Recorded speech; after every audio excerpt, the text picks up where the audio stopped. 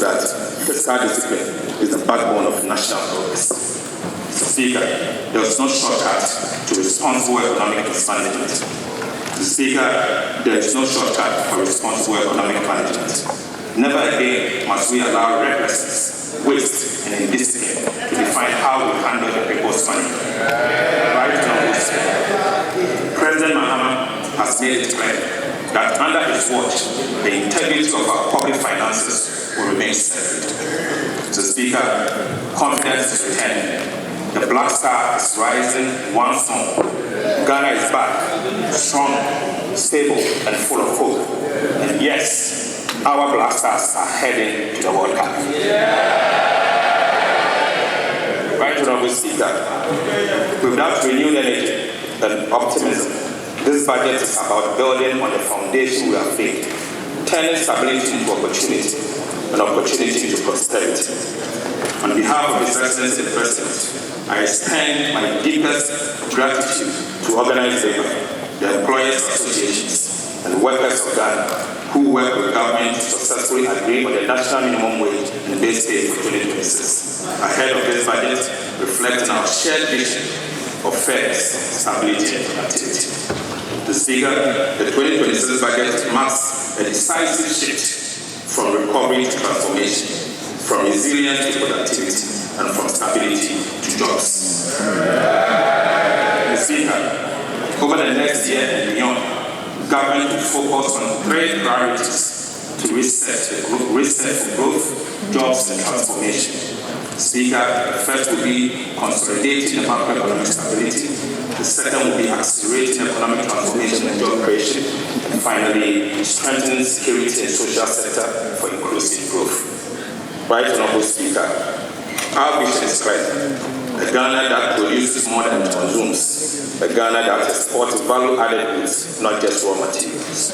A Ghana where jobs are decent, incomes are rising, and opportunities shared by all. And, Mr. Speaker, a Ghana where every citizen lives with dignity and pride. Mr. Speaker, that is the Ghana we are building. A Ghana powered by discipline, driven by vision, and anchored on shared prosperity. Right, Honorable Speaker, having outlined the guiding theme and vision for this budget, I now turn to the state of the Ghanaian economy as at October 2025. The Speaker, to show where we stand, what we have achieved, and where we are headed. After that, I'll present the policies, priorities, and our resource allocation that will drive Ghana's growth, jobs, and economic transformation in 2026 and beyond. The Speaker, at the beginning of the year, we inherited the painful effect of the fiscal slippages of 2024.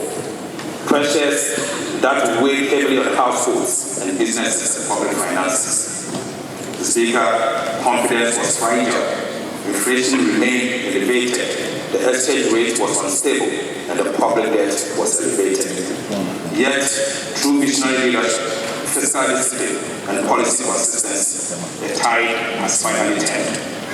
Mr. Speaker, Ghana's economy has now recovered, marked by renewed investor confidence and an improved macroeconomic outlook. Mr. Speaker, I'll now give you record performance. Mr. Speaker, Ghana's economy has regained its rhythm. Real GDP expanded by 6.3% in the first half of 2025, up from 5.1% in the same period of 2024, driven by stronger agriculture and service, lower inflation, and renewed business confidence. Non-oil GDP grew by 7.8%, showing that our growth is now powered by domestic production. Mr. Speaker, the service sector remains the heartbeat of recovery, surging 8.8% with ICT up 17.2%, finance and insurance up 9.5%, and education up 14.9%. Agriculture, the backbone of stability, also grew by 6%, doubling that of last year. Mr. Speaker, cocoa rebound from a sharp 21.4%, contracting to 2.8% growth.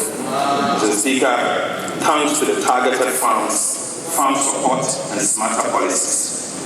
Industry held steady despite reduced oil output.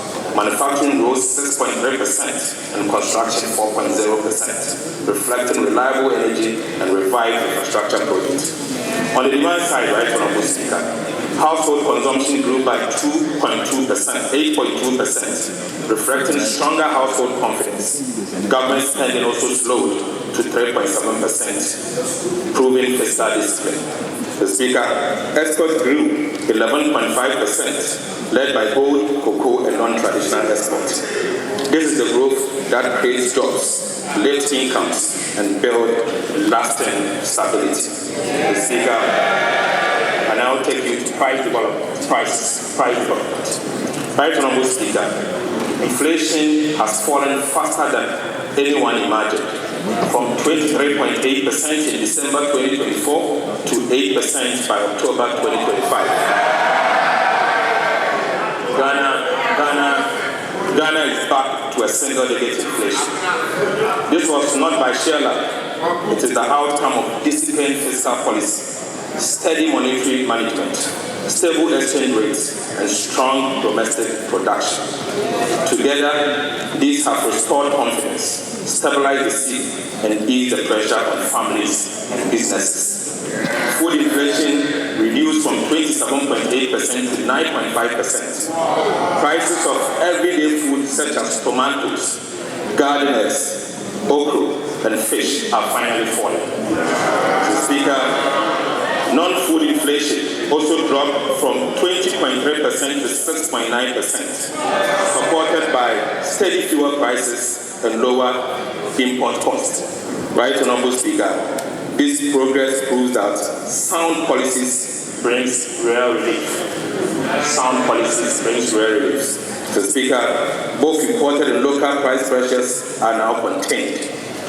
Right Honorable Speaker, the task ahead is to sustain this stability by keeping fiscal discipline, boosting food security, and ensuring strong coordination between the fiscal and monetary authorities.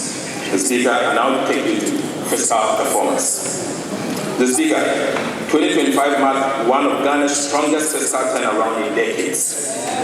The primary balance on commitment basis went from a 3% deficit in 2024 to a 1.6% surplus by September 2025, exceeding the target and proving that discipline delivers results. Mr. Speaker, reforms in revenue mobilization and spending controls anchored this recovery. The removal of nuisance levy did not weaken revenue. Broader tax reforms and efficient gains lifted non-oil tax revenue to 8.7% of GDP, up from 7.8% in 2024. On expenditure, government tightened non-priority spending whilst protecting key investment in the sectors. Mr. Speaker, Treasury bill rates have fallen, saving 8.8% in interest from January to September. Mr. Speaker, 8.8 billion from January to September. Mr. Speaker, public debt dropped to its lowest in a decade, and Ghana's debt risk has been reclassified from high to moderate. These gains have created space for social capital investment, eased external debt pressures, and restored investor confidence. Right Honorable Speaker, Ghana's fiscal consolidation is now credible, sustainable, and homegrown. A model of responsibility that turns stability into progress and ensures every city works for the Ghanaian people. The Speaker, I take you to social protection.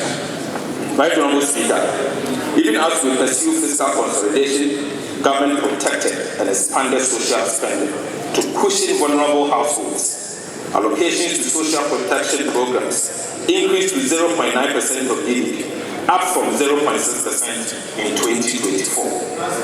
Mr. Speaker, these targeted interventions reflect our conviction that economic stability must translate into social progress. Mr. Speaker, I will now give you an update on power purchase agreements, renegotiations, and other reforms in the energy sector.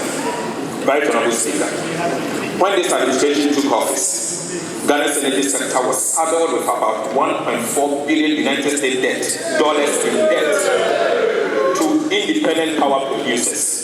A taken fiscal bomb, I call it. Mr. Speaker, today, that burden has been lessened. We have renegotiated all power purchase agreements led by Ghanaian experts at no cost to the state, saving over $250 million and restructuring 1.1 billion Ghana cedis over a four-year period. Mr. Speaker, government is now fully current on payments, clearing $300 million United States dollars in 2025 year to date, and allocating $345 million United States dollars for 2026. Mr. Speaker, for the first time, we are not accruing new arrests in energy sector.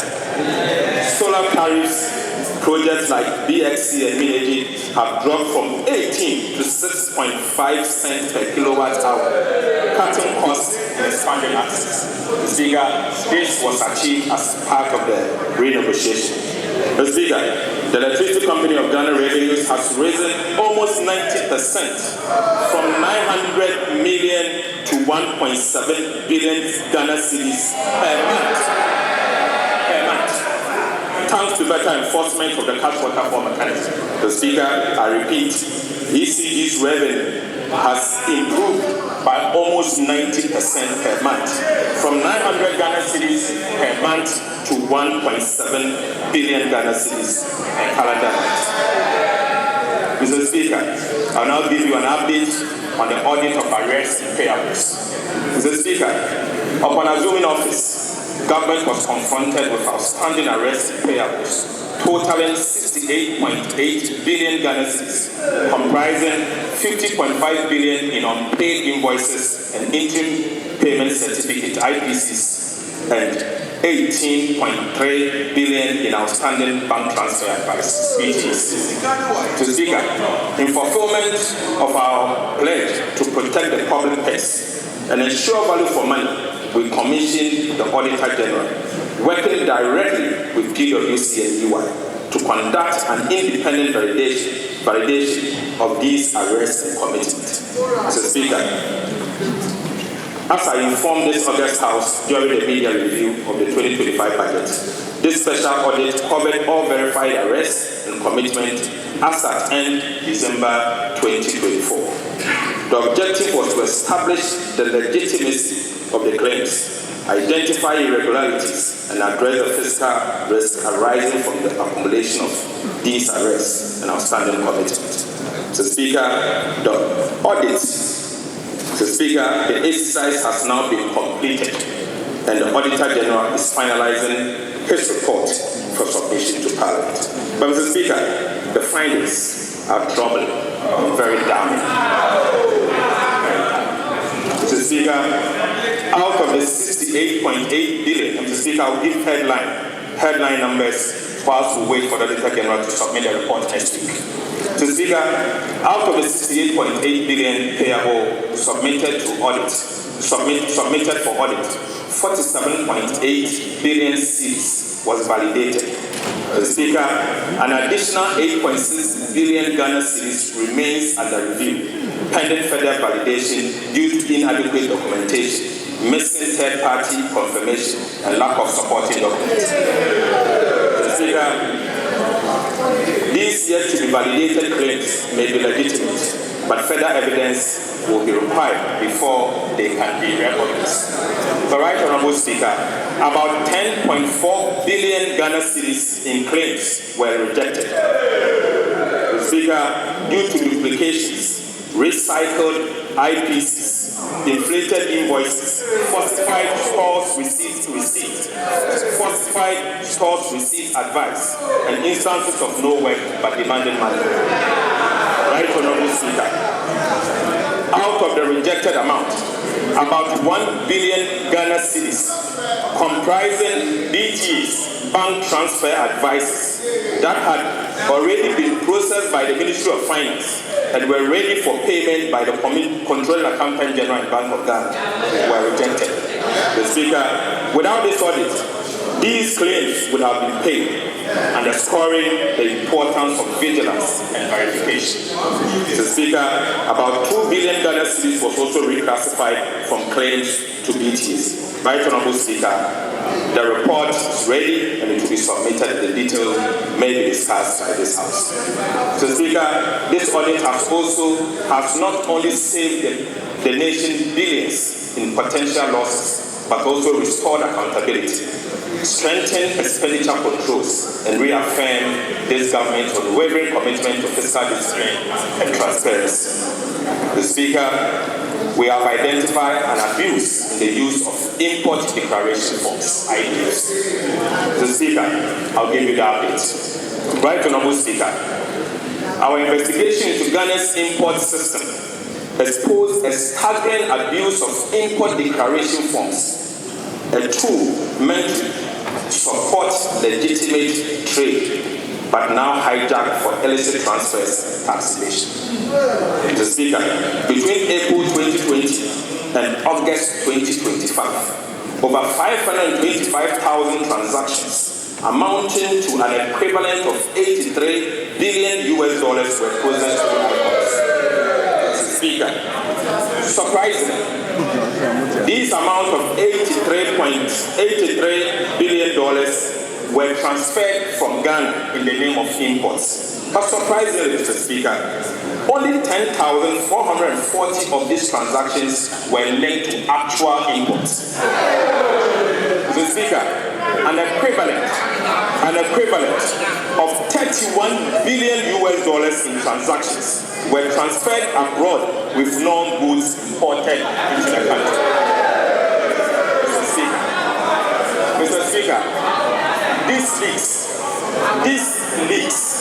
bleeds our reserves, weakens the Ghana cedi, and deprives the economy of resources that should have been used to build schools, roads, and hospitals. Mr. Speaker, the audit also reveals that some importers underdeclared values to hide about 76 billion cedis in imports, denying Ghana about 11 billion Ghana cedis in potential revenue between 2020 to 2025 August. Mr. Speaker, other importers inflated transfer values, aided by some banks that ignored the $200,000 ceiling set by the central bank.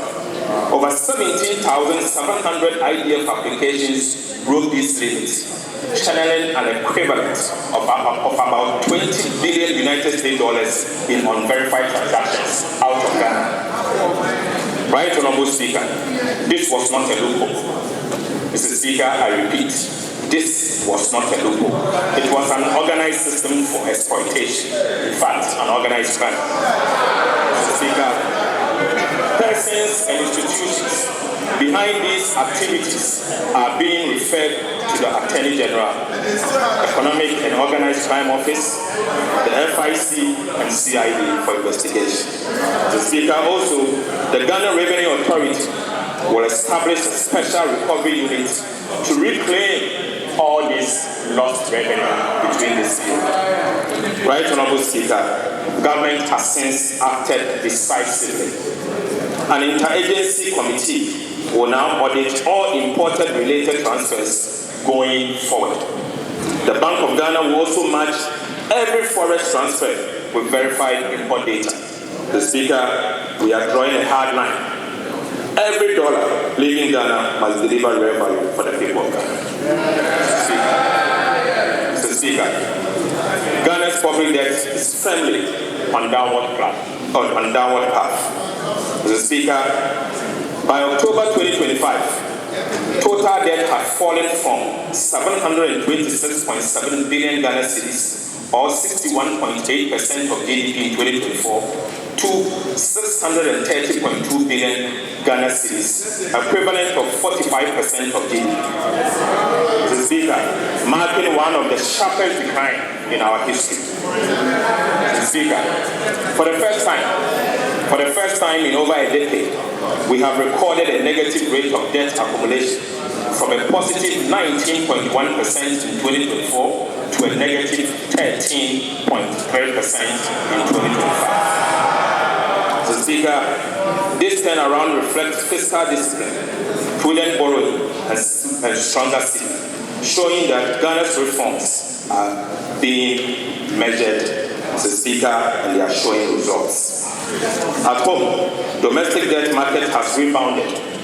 Treasury bills have dropped by 1,600 basis points, with the 91-day Treasury bill at 10.7 from 28.9, the lowest in 40 years. Mr. Speaker, government has paid 20.3 billion Ghana cedis in bond coupons, restoring trust and market liquidity.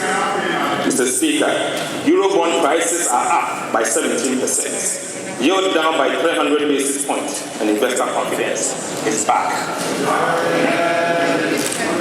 Mr. Speaker, Ghana has entered a new era of debt sustainability, anchored on discipline, transparency, and fiscal sovereignty. Mr. Speaker, I'll give an update on sovereign credit ratings. Right, Honorable Speaker, all three major international rating agencies have upgraded Ghana's, affirming new faith in our macroeconomic management. In June 2025, Fitch lifted Ghana from restricted default to B-. Again, Moody's in October upgraded Ghana to Caa1. Mr. Speaker, in November, a couple of weeks ago, S&P also upgraded Ghana to B-/B. Mr. Speaker, together, these upgrades mark a global vote of confidence. Ghana is once again credible, stable, and open for business.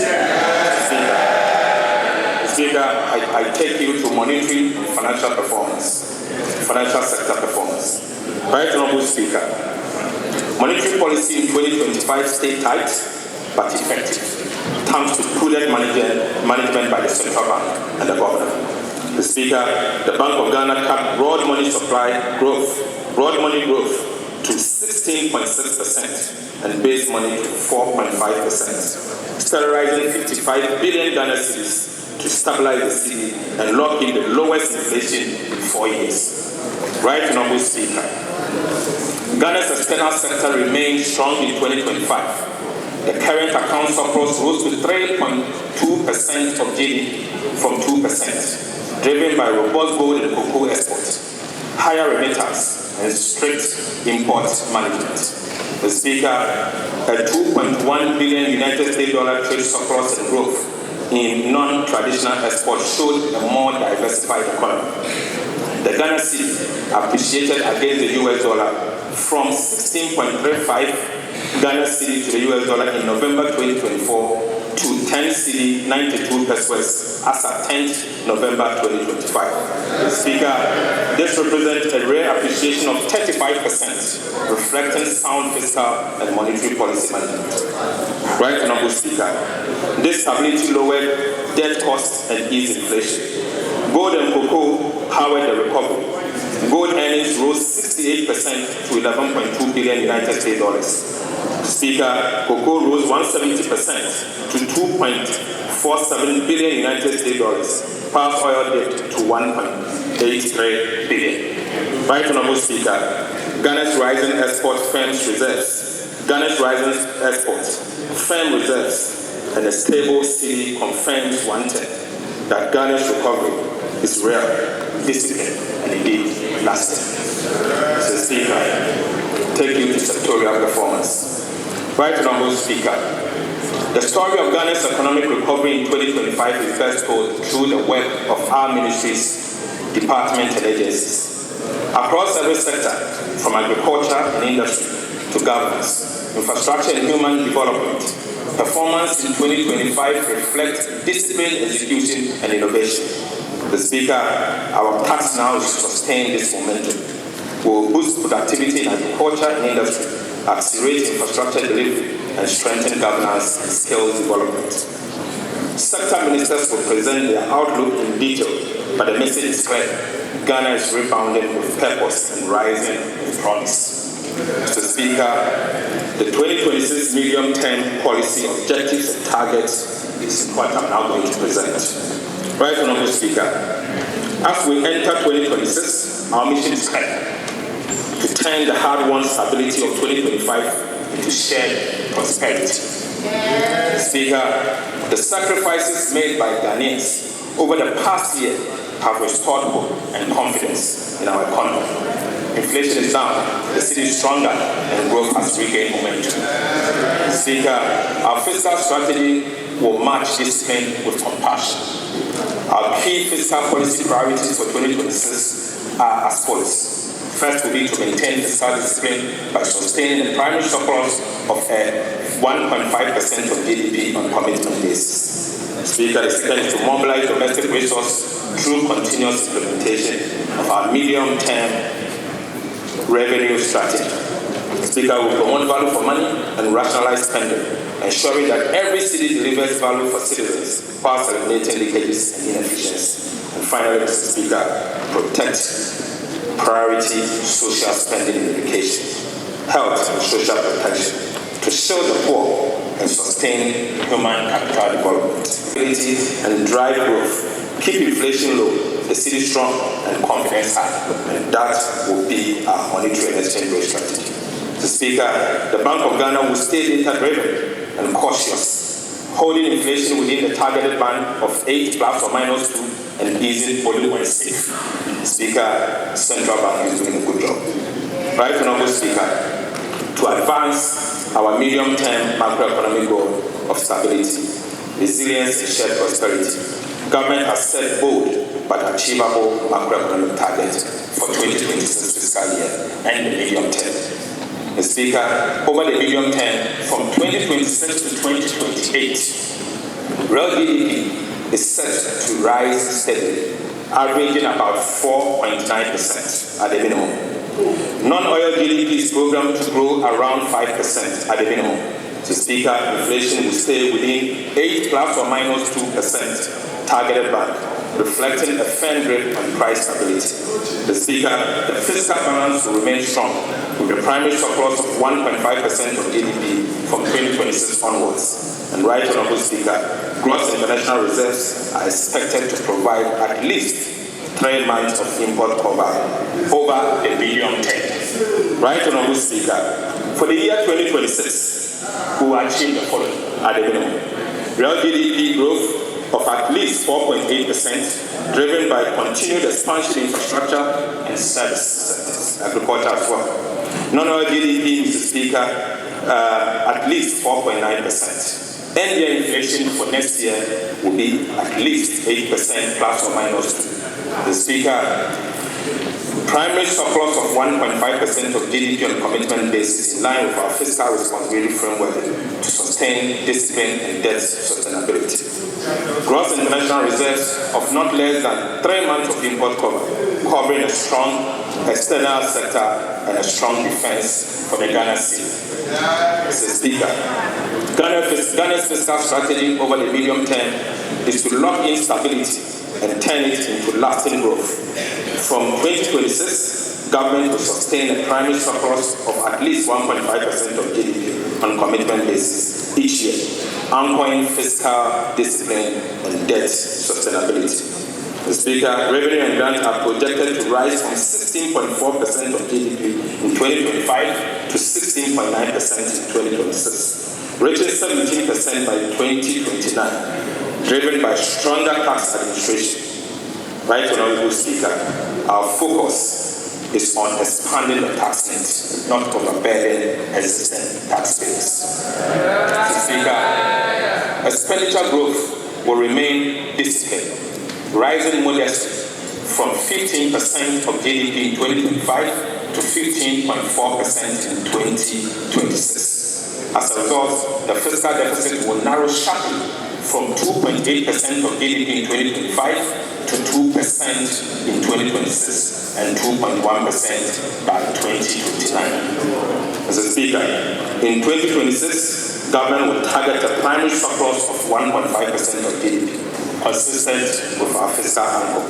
The overall fiscal deficit on commitment basis is projected at 2.2% of GDP. On cash basis, the overall fiscal deficit is projected at 4% of GDP. The Speaker, this fiscal stance balances consolidation with growth, maintaining discipline while safeguarding resources for productive investment under the Big Push Infrastructure Program and other national priorities. The Speaker, and I'll take you to revenue mobilization for 2026. Right Honourable Speaker, in 2026, government expects to collect total revenue and grant of 268.1 billion Ghana cedis, up from 226.7 billion in 2025, a strong 18.3% increase. Non-oil tax revenue, the backbone of domestic mobilization, is projected at 216.1 billion Ghana cedis, growing on the back of improved compliance and enforcement. Oil and gas receipts are expected to contribute 13.6 billion Ghana cedis, supported by steady global prices. The Speaker, non-tax revenue is projected at 20.9 billion, with 18.2 billion retained by ministries, departments, and agencies to sustain essential service. The Speaker, additional inflows from SNEC transfers and energy sector levies are estimated at 14.4 billion Ghana cedis, whilst development partners grants will add 3.1 billion to fund key projects. The Speaker,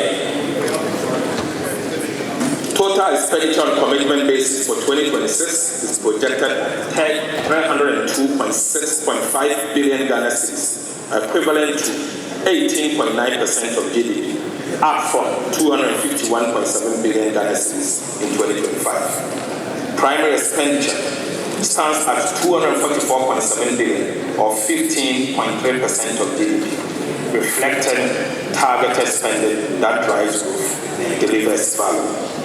Compensation of employees is projected at 90.3 billion Ghana cedis, ensuring fair remuneration for public servants. The Speaker, 13.2 billion have been allocated for goods and services to improve efficiency across MDAs. Right Honourable Speaker, capital expenditure will rise sharply to 57.5 billion Ghana cedis, or 3.6% of GDP, led by the Big Push Infrastructure Program, which alone will absorb 30 billion Ghana cedis for road development. The Speaker, interest payments are projected to decline to 57.7 billion thanks to prudent liability management.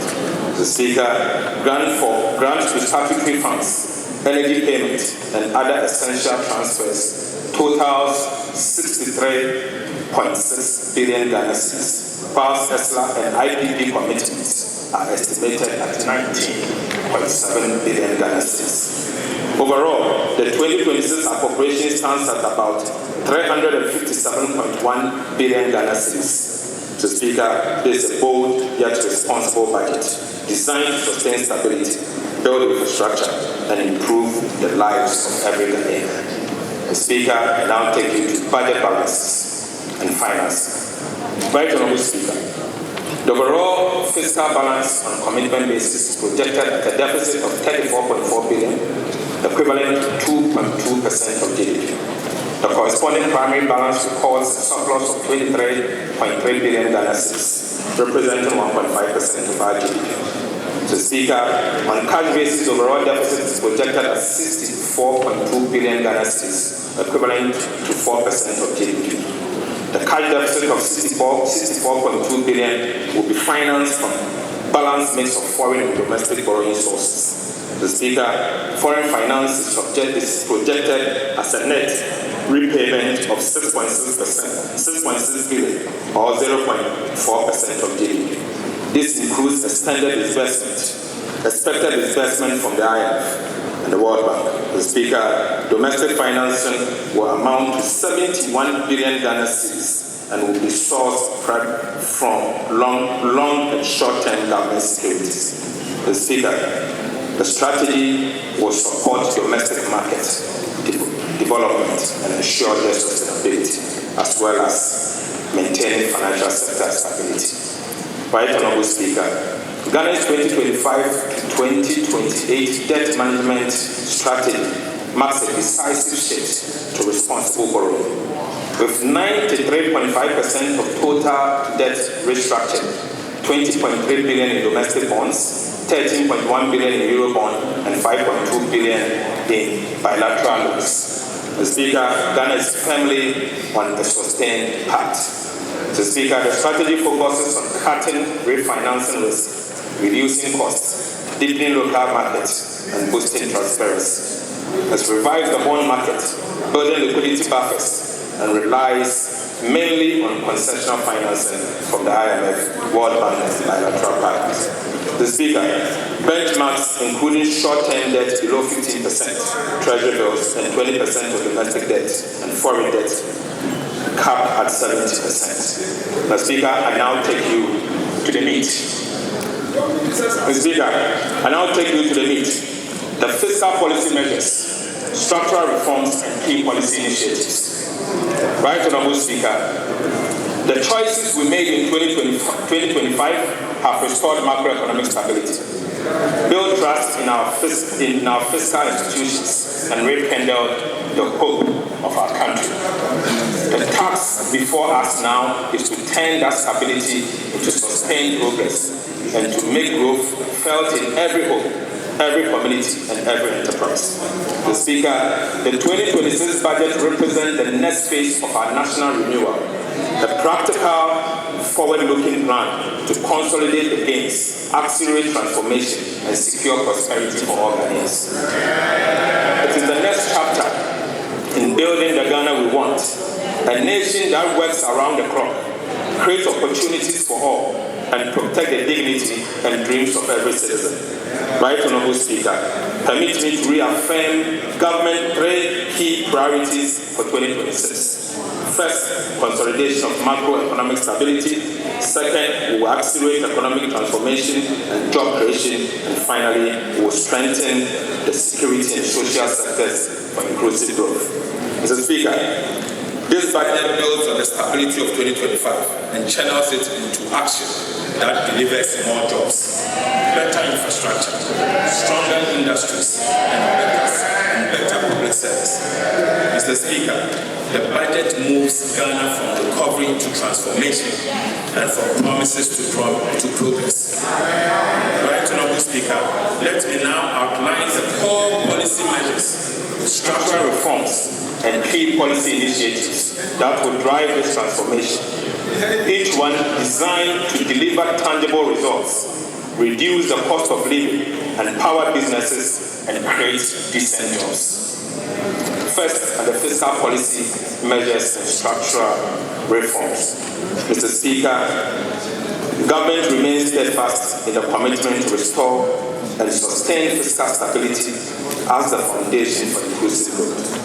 Our focus for 2026 and the medium term is to maintain a primary surplus of 1.5% of GDP on commitment basis. We are pursuing a disciplined, data-driven fiscal strategy, one that raises more revenue, spend better, and protect the most vulnerable while safeguarding long-term stability.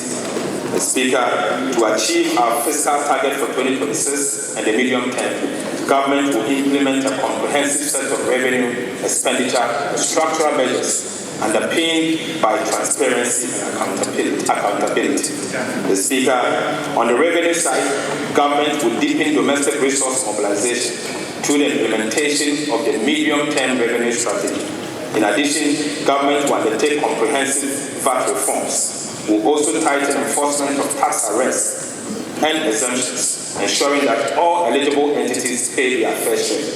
Mr. Speaker, these measures are expected to lift non-oil revenue to 15.7% of GDP in 2026 from a projected 15.1% of GDP in 2025. Mr. Speaker, take me to VAT reforms. In 2025 budget and the media fiscal policy review, government made a firm promise to reform Ghana's value-added tax system, to make it fairer, simpler, and more efficient. We pray to remove distortions, addressing the cascading effects inherent in the VAT system, strengthen compliance, and create a tax regime that supports both businesses and fiscal stability.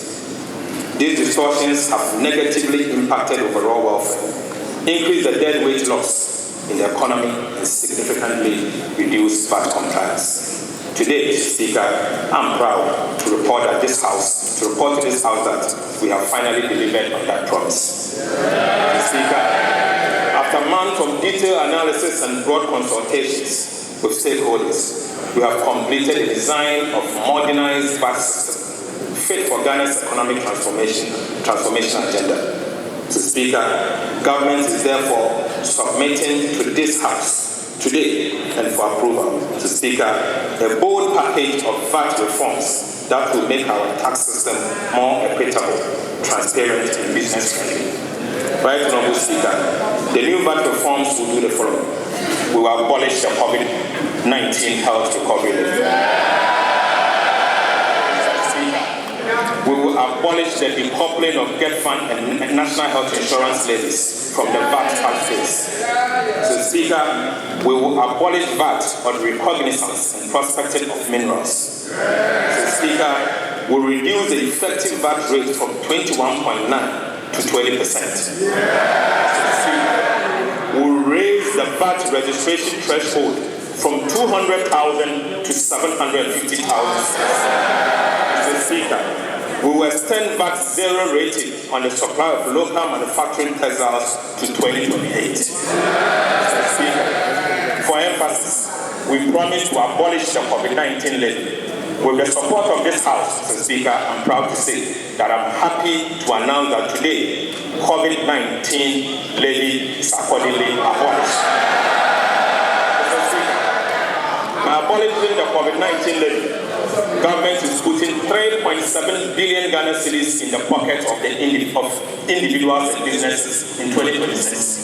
Mr. Speaker, these reforms will also reduce the cost of doing business by 5% as a result of subjecting Get Fund and NGO levies to input-output deductibility for businesses, Mr. Speaker. Altogether, the VAT reforms is expecting to give back nearly 6 billion Ghana cedis to businesses and households. Give it to you. 6 billion cedis, Mr. Speaker.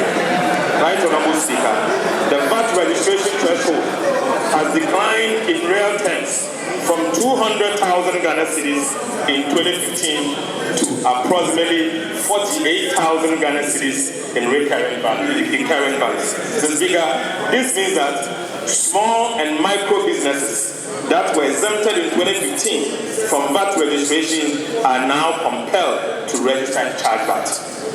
This has placed an undue burden on small and micro businesses and also increased the cost of administering VAT. Right, Honorable Speaker, the increase in VAT threshold is expected to address this problem and make VAT administration simpler and easier to implement. So, Speaker, VAT on mineral exploration and reconnaissance has led to very little investment in minerals exploration over the past 2 decades. So, Speaker, abolishing VAT on mineral exploration and reconnaissance will revive investor confidence, stimulate greenfield activities, and ensure the long-term sustainability of the country's mining sector.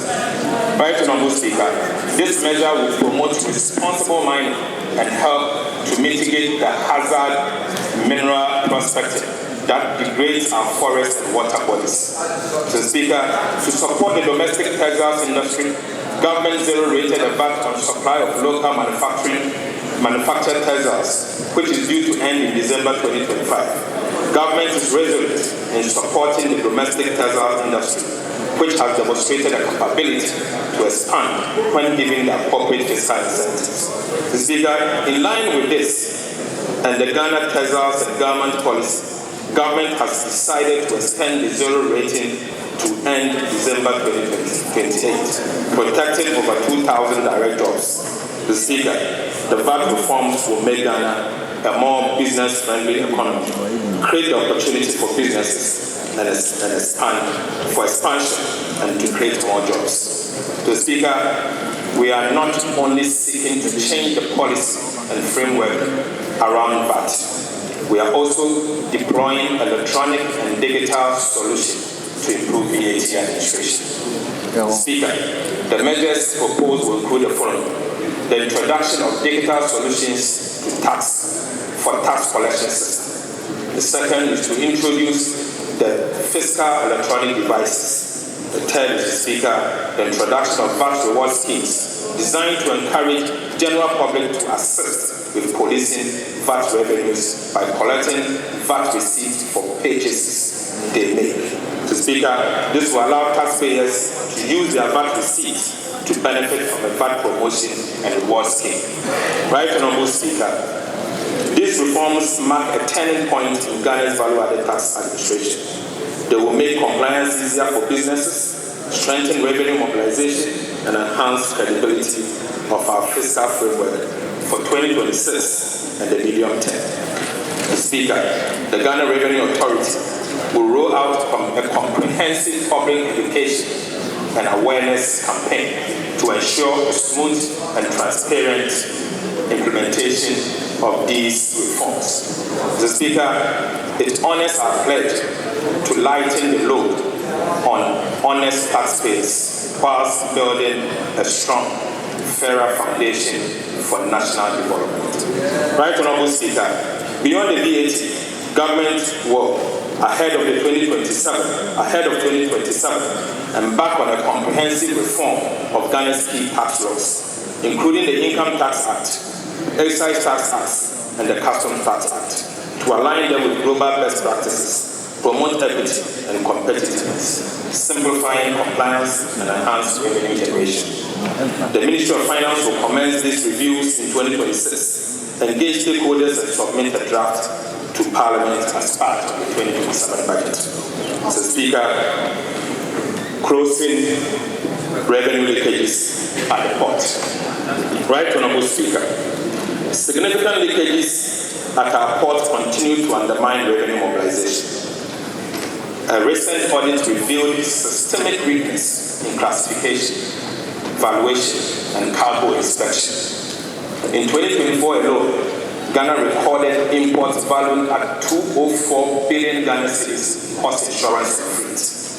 Yet, only 85 billion Ghana cedis was taxed, pointing to misclassification and underinvoicing. To tackle this, government will deploy an AI-driven pre-arrival inspection for all cross-border shipments. Mr. Speaker, this technology is programmed to detect undervaluation, flag high-risk goods, and strengthen customs capacity to combat smuggling, improve safety, and protect national security. Right, Honourable Speaker, by integrating automation into port operations, we expect to significantly boost customs revenue, enhance trade efficiency, and close long-standing revenue gaps.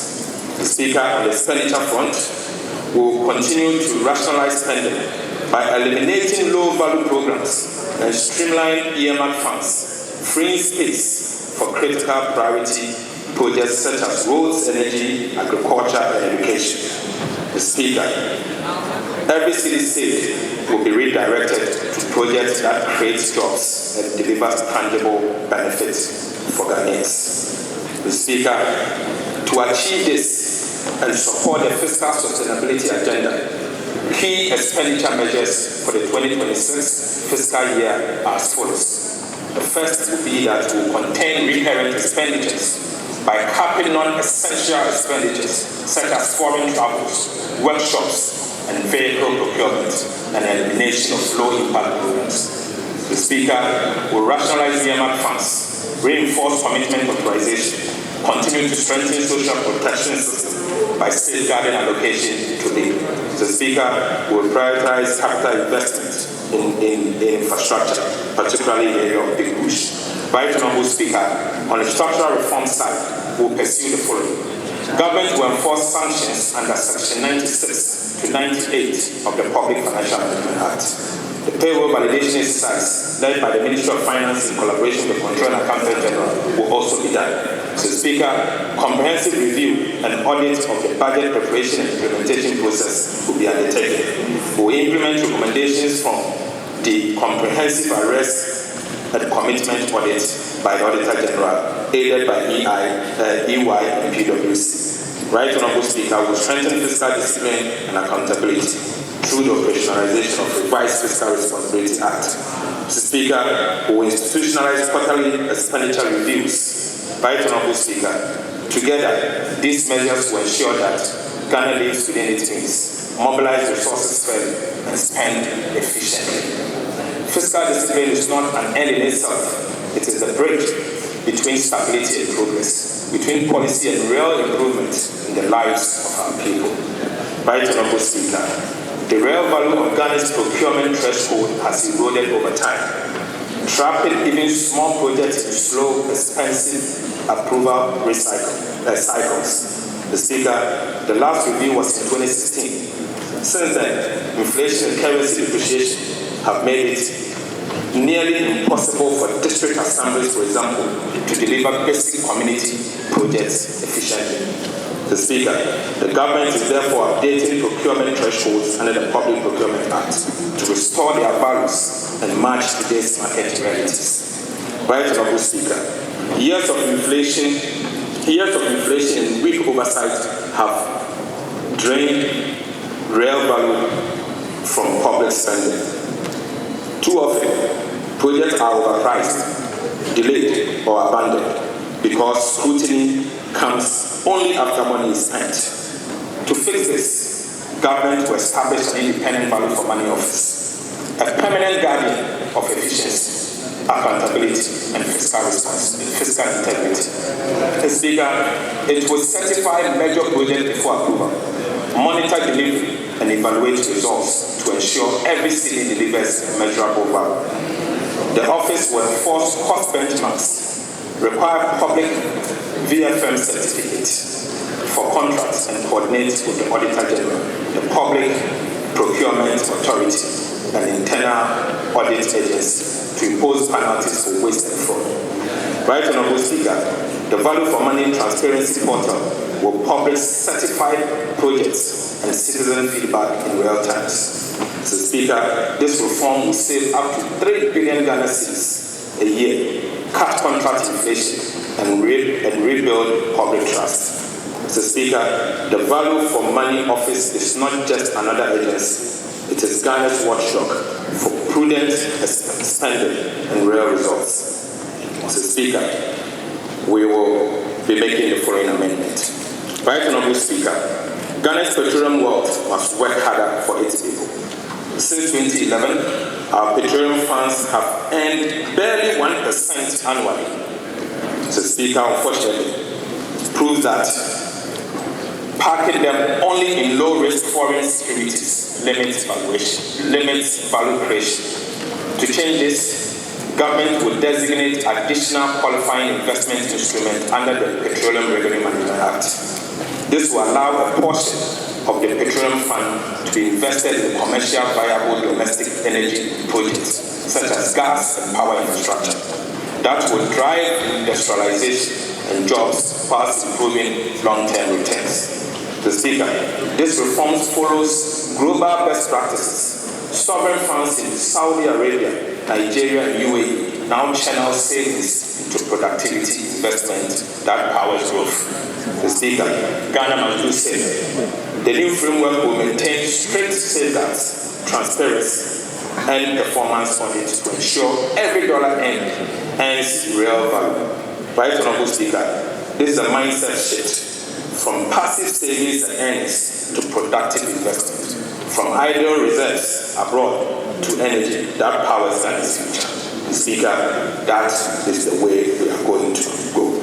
Our oil wealth must not sit idle, it must build, and must build our country. Mr. Speaker, I now take you to public debt management initiatives and reforms in 2026. Right Honourable Speaker, 2026 marks a new phase in Ghana's public debt management, one defined by foresight, discipline, and innovation. After stabilizing our debt trajectory through strong fiscal performance and debt restructuring, Government focus now shift to building resilience. We are putting in place modern tools and systems to ensure that every borrowing decision support growth, safeguards sustainability, and protect the public purse for future generations. Mr. Speaker, one of the key priorities for 2026 is to strengthen liability management, the domestic debt management market.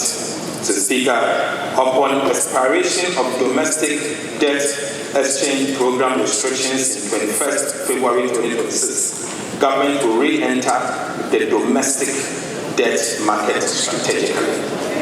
Mr. Speaker, the immediate objective is to reduce our dependence on short-term treasury instruments, lower rollover risk, and create fiscal space for productive investment. Right, Honorable Speaker, as part of the strategy to re-enter the domestic bond market, government will begin the issuance of domestic infrastructure bonds to fund critical infrastructure in the 2026 budget and beyond.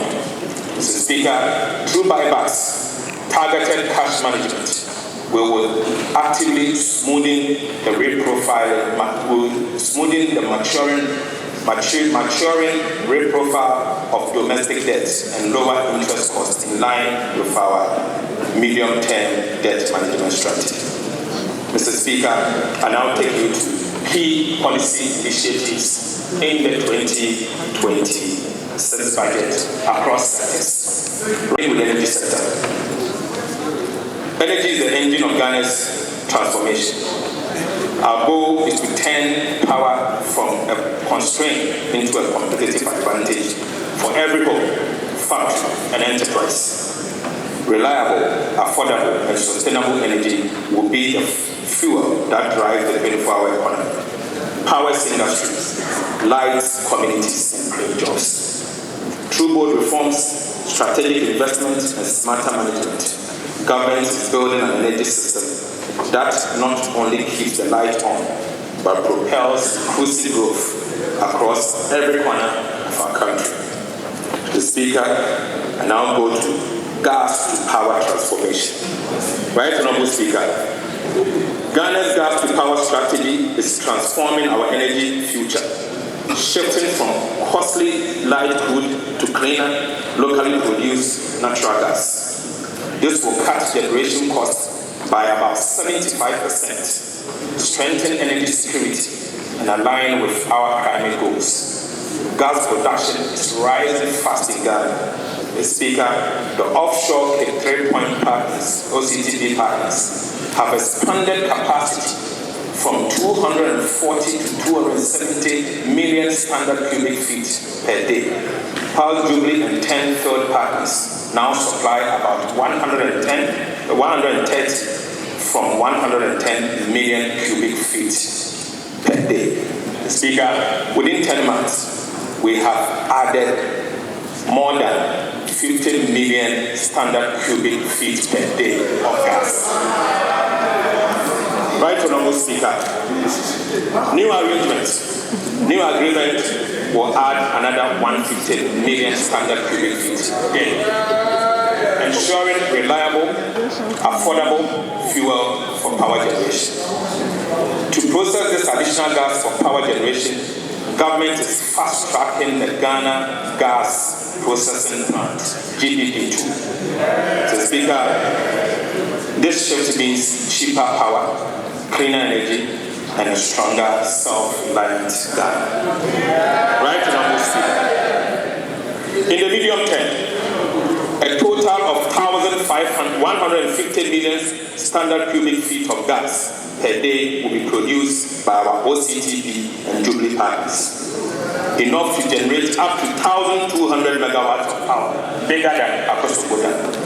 So, Speaker, beginning 2026, government will commence the construction of 1,200 megawatts state-owned thermal power plant to offtake the additional 1,150 million standard cubic feet of gas per day from OCTP partners and GPP2. Speaker, I repeat, beginning 2026, government will commence the construction of a 1,200 megawatt state-owned thermal power plant to obtain the additional 150 million standard cubic feet of gas per day from OCTP partners and GDP2. This plant will support the provision of reliable and affordable power and secures Ghana's energy future. Speaker, the 1,200 megawatts is bigger than what our almighty Akosombo can produce. Right, Honorable Speaker, Ghana's oil production has witnessed consistent decline over the years, falling from 71.4 million barrels in 2019 to an estimated 36 million barrels in 2025. Almost 50% decline. President Mahama has taken decisive action to reverse this trend. The Speaker, government investor-friendly reforms have already secured over $3.5 billion in new investment commitments. These includes a $2 billion United States framework agreement for the Jubilee and Tenfields to drill 20 new wells, and a $1.5 billion United States memorandum of intent with OCTP partners to expand operations. The Speaker, this new investor-friendly environment has also drawn the interest of oil and gas majors such as Shell in our upstream industry. This is expected to bring in new capital, technology, and expertise to increase our oil and gas production. Right, Honorable Speaker, GNPC will commence drilling for oil on the offshore Forson Basin in October. The prospects look good to expand Ghana's hydrocarbon production. Right, Honorable Speaker, an upstream regulatory and fiscal review is underway to make Ghana's petroleum regime more competitive, transparent, and stable. Mr. Speaker, in 2026, government will roll out rural electrification acceleration and urban intensification initiative to achieve universal access to power. Mr. Speaker, through a faster turnkey model, it will connect every unserved community, boost rural economies, and drive Ghana's 24-hour economic policy. An electricity intensification program will extend connections to all remaining homes and businesses, ensuring that no Ghanaian is left without power. Mr. Speaker, the rollout starts in Volta, Oti, Savannah, and Central regions in 2026, expanding nationwide by 2029 with off-grid solar to remote areas. Mr. Speaker, electricity will be universal, reliable, and life-changing. Right, Honorable Speaker, we will undertake feasibility studies on mini hydroelectronic potentials of the Volta, Red Volta, and other southern river systems. Mr. Speaker, through these coordinated reforms, from reviving the upstream oil and gas sector, securing gas supply, renegotiating IPPs, building a national power plant, expanding rural access, and reforming the operations of ECG, we are securing affordable and reliable energy for individuals and businesses. We are not just keeping the lights on, we are lighting the path for industrial transformation, job creation, and inclusive prosperity. Mr. Speaker, I will take you to agricultural sector initiatives. Right, Honorable Speaker, agriculture remains the heartbeat of Ghana's economy, the source of food, jobs, and dignity for millions of our people. Mr. Speaker, our vision is to make Ghana's agriculture commercial, modern, mechanized, market-driven, and youth and women-led. The focus is on creating agro-industries across the country, dynamic hubs where production, processing, and distribution happens around the clock. Mr. Speaker, this is how we will feed our people, provide raw materials for our industries, reduce imports, create jobs, and make farming profitable. once again.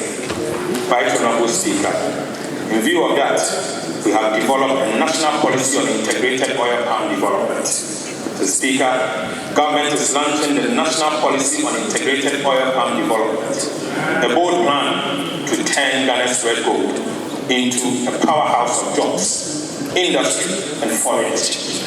Right Honorable Speaker, despite being one of Africa's pioneers in oil palm, Ghana still imports nearly 200,000 metric tons of crude palm oil yearly, costing over $200 million United States dollars. This policy changes that by expanding plantation, boosting refinery and processing, will create about 250,000 jobs. So, Speaker, the goal is clear. 100,000 hectares of new plantation, self-sufficiency in palm oil, and global competitiveness, and creating 250,000 jobs in the value chain. To unlock this potential, government will secure a large climate-suitable land banks through the Ministry of Lands and Natural Resources to ensure fair compensation, secure tenure, and full environmental compliance. This marks a new dawn for Ghana's agro-industrial transformation. Mr. Speaker, we are putting together a $500 million equivalent oil palm development financing window. Mr. Speaker, oil palm plantation development requires patience and long-term capital and not short-term loans. To meet these needs, government is establishing $500 million equivalent oil palm development financing window with the World Bank, DFIs, and our development bank. So, Speaker, it will offer long-term, low-interest financing, 5-year grace period, and cover up to 70% of project costs, targeting only sustainable, job-creating ventures. Right, Honorable Speaker, smallholder farmers will be at the center of this policy. Mr. Speaker, through our Outgrower Partnership Scheme, they will access improved seedlings, mechanization, credit, and guarantee uptake at a fair price. Right, Honorable Speaker, the Tree Crops Development Authority, Oil Palm Research Institute, OPRI, and the Ghana Exim Bank will provide technical support, research, financing, backed by smallholder support fund for women and youth to enter into this function. So, Speaker, the Tree Crops Development Authority will regulate production, whilst OPRI develops the high-yield varieties. A tax stamp regime for edible oils will be introduced to curb smuggling and protect local production. So, Speaker, together, these reforms will make Ghana self-sufficient, export-ready, and regional leader in sustainable palm oil by 2032. Right, Honorable Speaker, this policy is more than agriculture. It is a blueprint for industrialization, rural transformation, and shared prosperity. Ghana has the land, we have the people. This adds the vision to turn every palm planted to a lasting prosperity. Mr. Speaker, we will establish farmer service centers. Right, Honorable Speaker, under the Farmer Service Centers initiative, the government will provide agricultural mechanized machinery for 50 agricultural districts with over 4,400 different machineries. So, Speaker, these machineries will include the following. So, Speaker, we'll be getting 660 tractors, 3,000 tractor trailers, 200 mini tractors, 200 mini tractor trailers, 200 mini tractor tillers, 200 mini tractor cultivators, 200 mini tractor plows, 200 mini tractor harrows, 200 mini tractor catabars, Speaker, 200 mini tractor mowers, 463 disc plows, right, Honorable Speaker, 204 disc plows, 330 16 disc harrows, 1,000 kg mineral fertilizer spreaders, 104 row precision seed drills. 106 row precision seed drills. 132 row pneumatic seed drills. 300, 800 liter boom sprays. 50 combined harvesters. 50 maize headers for combined harvesters. Mr. Speaker will also provide 25 soil header for combined harvesters. Right, Honorable Speaker. Our farmers always cry, Mr. Speaker. Our farmers have always carried Ghana on their shoulders. With this investment, we are returning the favor, giving them the tools, technology, and support to carry the nation into a future of food security and prosperity. Mr. Speaker, the transformation has begun. Agriculture is not just an occupation, it is the engine of Ghana's renewal. Mr. Speaker, in response to the food gluts across the country, President Mahama has directed the immediate release of an additional 200 million Ghana cedis to Food Buffer Stock Company to purchase and store the excess food to protect the investment and income of our cherished food crops. The Speaker, that will be processed ASAP. Right, Honorable Speaker, President Mahama has also directed that all schools from basic to secondary to purchase rice, maize, chicken, and eggs produced in Ghana only.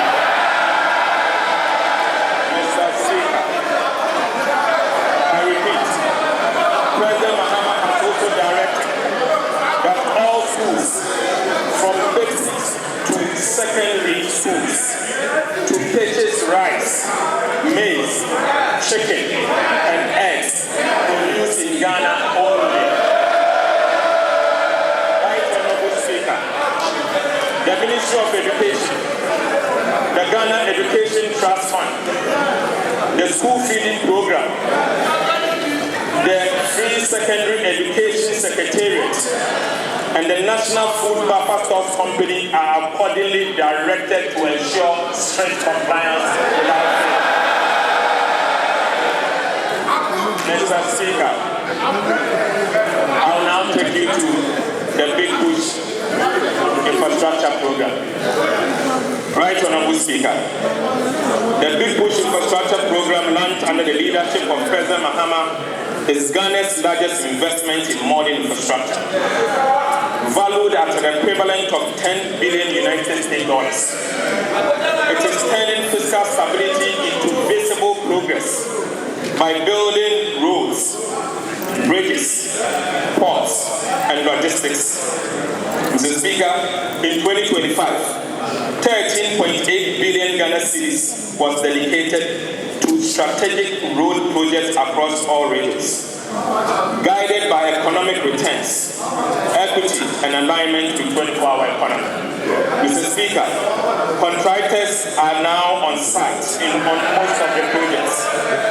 Mr. Speaker, these projects are expected to complete by May 2027, with payment assured within 30 days. Right, Honorable Speaker, within 30 days of submitting IPCs. Mr. Speaker, the goal is clear. Connect Ghana end to end, making infrastructure the backbone of industrialization and opportunity, from farms to factories and from homes to markets. Right, Honorable Speaker, following feasibility stages, two transformative projects have been added to the Big Push. Mr. Speaker, they are the Accra-Kumasi Expressway and the Achi-Amamfrom-Adoso Bridge.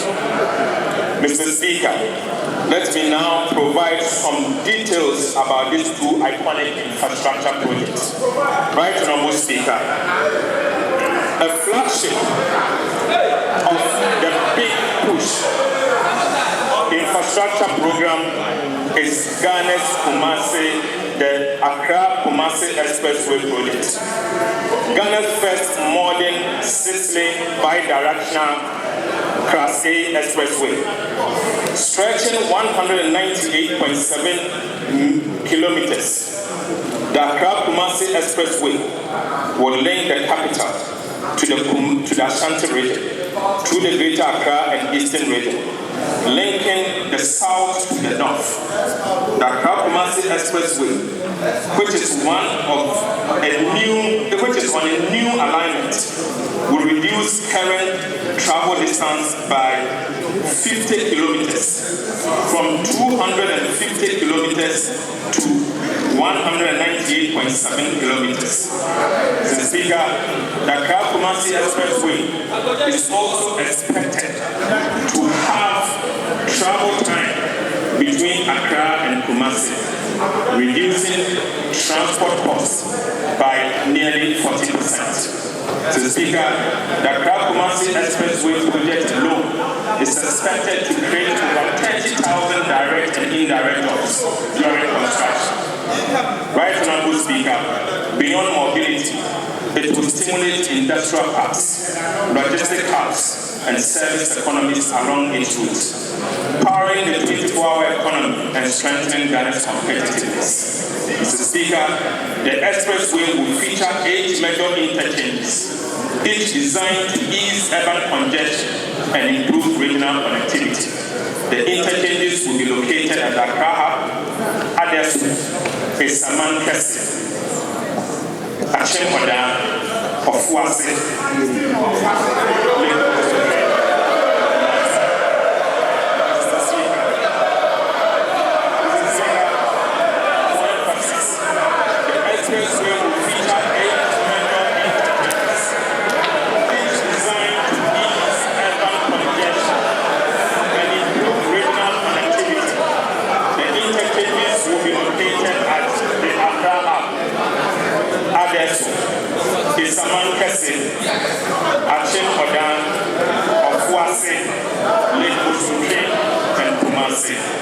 Mr. Speaker, it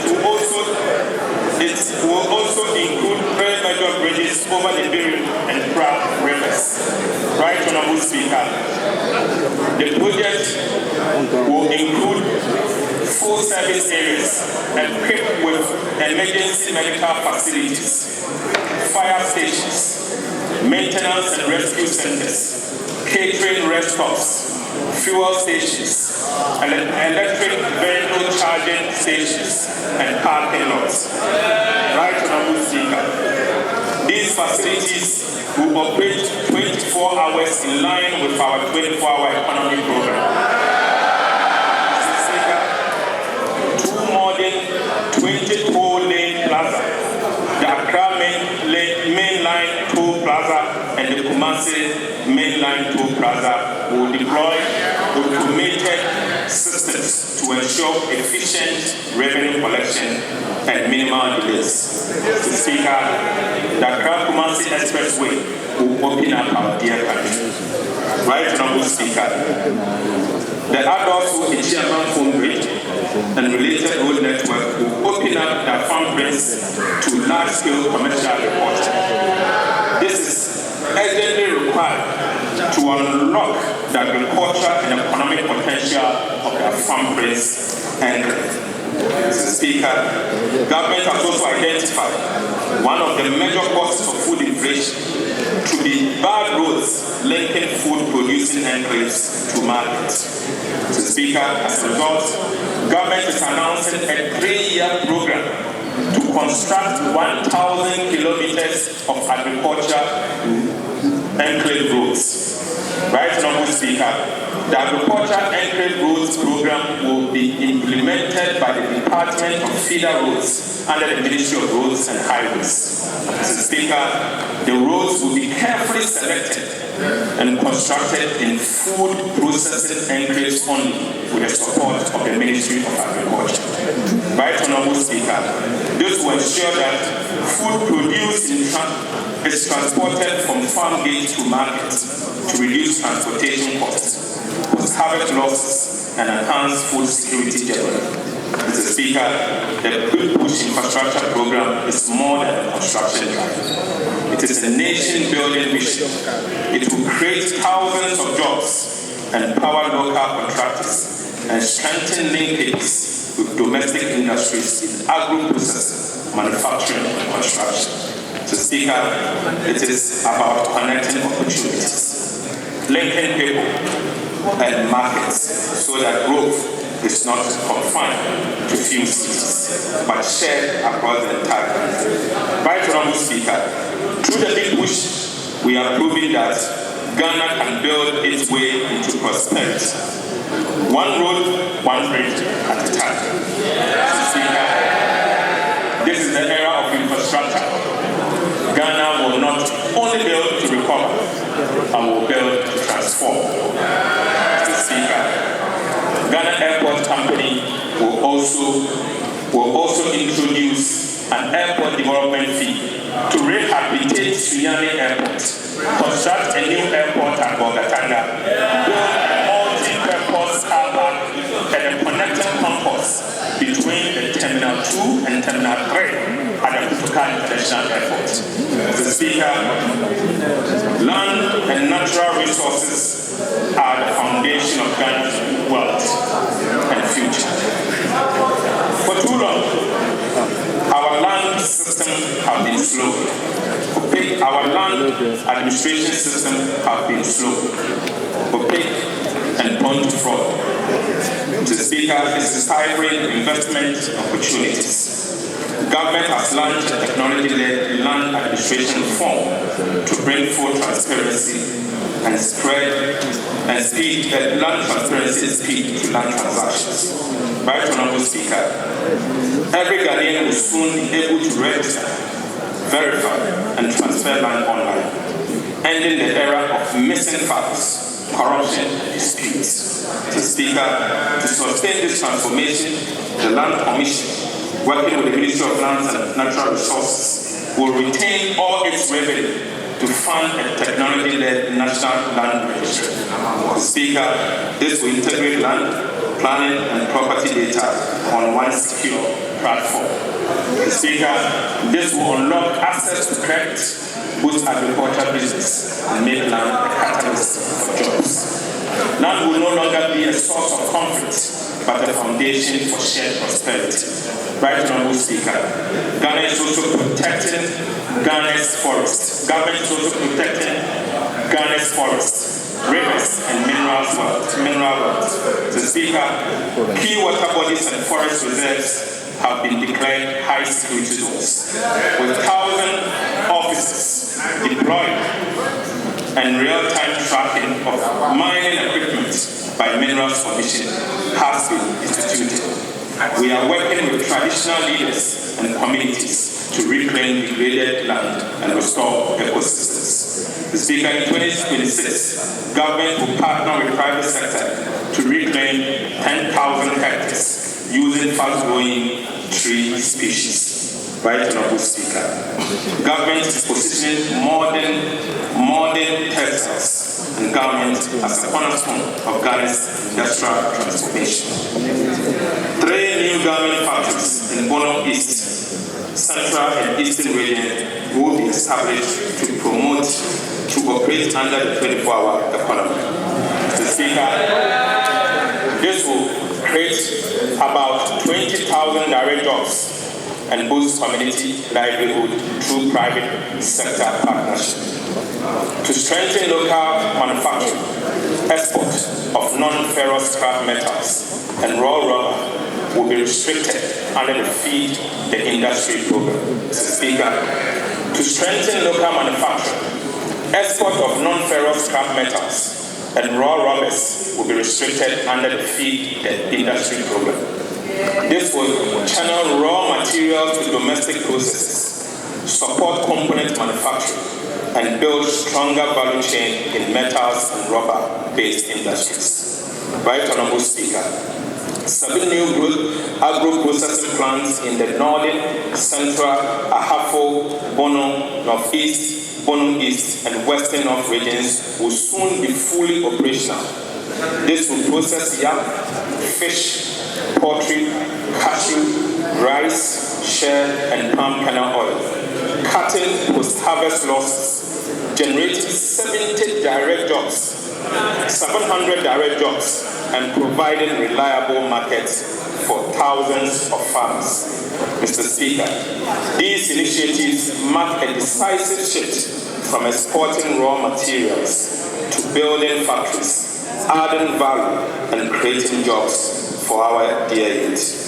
Right, Honorable Speaker, under the President's Accelerated Export Development Initiative to enhance value addition, 2 new cashew processing plants to be financed by the Ghana Exim Bank will be constructed at Sampa in the Jama North municipality of the Bono region and Abuabo Techiman in the Bono East region. The Speaker, I now take you to education. The Speaker, we recognize education as a transformative tool and a catalyst for social mobility. We will deepen our investment in education, especially on infrastructure, to cultivate a generation of informed global citizens. Right, Honorable Speaker, we have developed a program, a 2-year program, to end double track. Speaker, the reach of every child. Government is embarking on a bold and transformative initiative to upgrade, modernize, and expand access to secondary education across the country, ensuring that every Ghanaian child, regardless of background or location, can learn, grow, and succeed. Right, Honorable Speaker, many schools are overcrowded and others lack the infrastructure or resources to deliver quality education. As a result of this, the previous administration introduced a double track system, which have adversely affected the academic calendar and the quality of our education. Mr. Speaker, government is rolling out a 2-year program to end the double track system in our secondary schools. We will expand infrastructure, enhance quality, and improve access. This program will eliminate the double track system and ensure that every child can attend school full-time with dignity and safety. Speaker, under this program, we will upgrade Category A schools by building new classroom blocks, dormitories, and quality improvements. So, Speaker, we will upgrade 10 Category B schools to Category A, equipping them with modern classrooms, dormitories, libraries, science, and ICT laboratories. Right, Honorable Speaker, the reality is that whilst Category A and B schools receive overwhelming demand, Category C schools, which hold more than half of available spaces, remain under-enrolled due to infrastructure and quality gaps. Mr. Speaker, this inequality must end, and indeed it will end. Right, Honorable Speaker, we will accordingly upgrade 30 Category C schools to Category B. Mr. Speaker, we will build new classrooms, dormitories, and modern science resource centers for these new schools. Government will complete 30 of the abandoned B blocks in urban and peri-urban areas and expand access for students in high-demand areas. Right, Honorable Speaker, government has also decided to enhance infrastructure and teaching and learning resources to improve outcomes at the basic level. In this regard, Mr. Speaker, GET Fund will construct 200 new junior high schools, 200 new primary schools, 200 new kindergartens. Mr. Speaker, GET Fund again will construct 400 4-unit teacher bungalows. Mr. Speaker, 400 places of convenience in underserved communities and schools. Mr. Speaker, each of these will come furnished. This will also provide access to more than 200,000 additional students annually. Right, Honorable Speaker, GET Fund will procure and distribute free comprehensive curricular-based textbooks covering the following: 4 sets of KG textbooks and workbooks for about 1 million learners, 4 sets of primary textbooks for 2 million learners, and 9 sets of JHS 3 textbooks for 1 million learners. Right Honourable Speaker, GET Fund will provide the following for secondary schools and some selected district education directorates.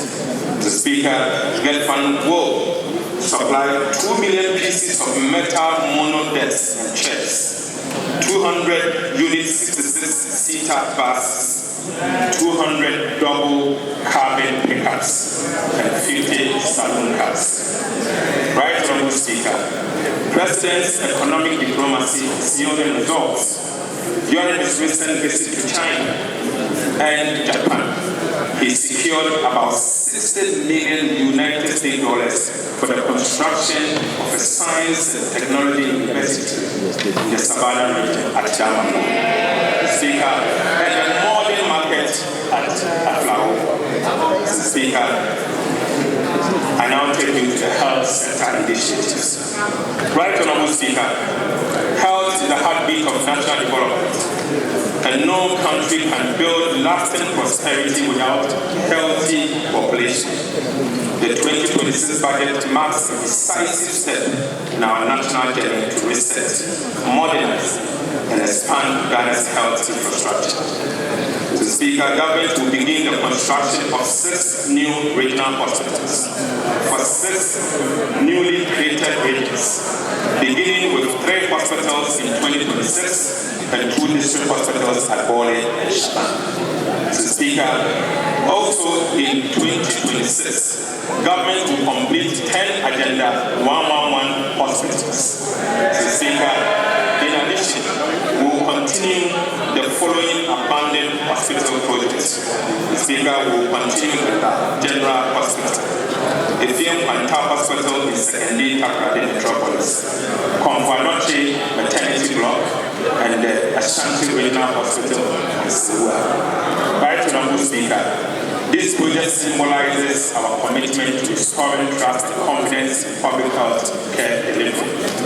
Speaker, government will upgrade 7 hospitals to provide enhanced maternal and child health services. Right Honourable Speaker, the Ghana Medical Trust Fund, also known as the Mahama Cares, was established by the Ghana Medical Trust Fund Act to guarantee sustainable finance in the treatment of non-communicable diseases and specialized medical services. Speaker, too many Ghanaians battling chronic diseases such as cancer, hypertension, diabetes, stroke, and kidney diseases are forced to choose between life and livelihood. This goal is to build a health system that provides care for every Ghanaian, regardless of income or location, and to move decisively towards universal health coverage. In 2026, Mahama Cares will introduce a comprehensive NCD-financed non-communicable disease financing policy that defines eligible conditions, approved services, tariffs, and essential medicines. This will ensure that patients receive uninterrupted care without exorbitant out-of-pocket expenses. Mr. Speaker, diagnostics and treatment centers will be built on a PPP basis in all major hospitals across the country. This will provide testing and treatment facilities for all the key identified non-communicable diseases under the Mahama Cares program. Right Honourable Speaker, in 2026, we will retool the Ghana forces. Mr. Speaker, before I proceed, let me honor the late Dr. Edward Kofi Omanebua, whose vision laid the foundation for the retooling of our armed forces. In his memory, Mr. Speaker, government will, from 2026, launch a comprehensive modernization program to strengthen the Ghana Armed Forces, Navy, and Air Force to today's evolving security challenges. Mr. Speaker, this program will upgrade logistics, equipment, and infrastructure across all services. Mr. Speaker, for the Army, government has moved to renegotiate the 80 million Elbit Systems contract to secure 19 armor personnel carrier needed to boost ground readiness. Mr. Speaker, for the Navy, we acquired the 272-meter offshore patrol vessels fitted with helipads and modern combat systems to protect Ghana's maritime borders, offshore energy assets and trade routes. Mr. Speaker, these ships will restore control over our exclusive economic zones and strengthen national resilience at sea.